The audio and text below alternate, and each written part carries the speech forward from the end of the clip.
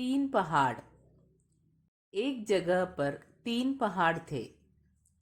तीनों पहाड़ आपस में सटे हुए थे। किसी का उस क्षेत्र में आना जाना नहीं थी। इस कारण तीनों पहाड़ सदा दुखी रहते थे। एक बार देवराज इंद्र उधर से होकर गुजरे। उन्होंने उन तीनों पहाड़ों से कहा, इस क्षेत्र में कोई नहीं आता। किसी ने भी इस क्षेत्र का नाम नहीं रखा। देवराज, आप चाहे तो इसका नाम रख सकते हैं।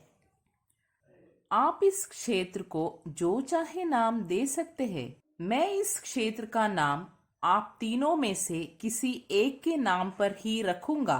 यह तो बड़ी अच्छी बात है देवराज इंद्र। तुम तीनों अपनी एक एक इच्छा पूरी कर सकते हो।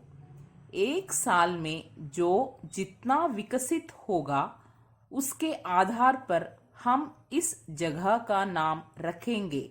उनके जाने के बाद तीनों पहाड़ आपस में बातें करने लगे। मेरी तो यह इच्छा है कि मैं इतना अधिक ऊंचा हो जाऊं कि सब मुझे दूर से देख सके।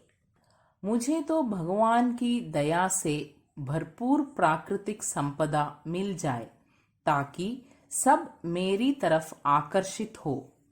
मैं तो भगवान इंद्र से यह विनती करता हूँ कि वह मेरी ऊंचाई को कम करके मुझे समतल जमीन का रूप दे दे, ताकि लोग यहाँ खेती बाड़ी करके अपना पेट पाल सके, यह क्षेत्र आबाद हो जाए। देवराज इंद्र की कृपा से सबकी इच्छाएं पूरी हुई।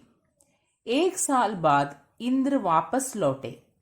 उन्होंने देखा कि पहला पहाड़ बहुत अधिक ऊंचा हो गया था।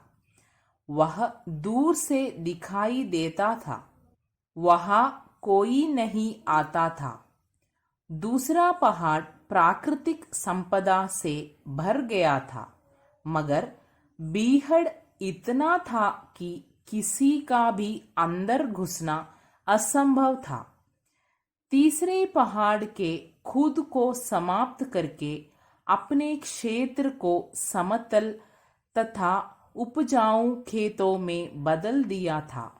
लोग दूर दूर से आकर यहाँ बसने लगे थे। अब उस क्षेत्र में फसलें उगाई जा रही थी।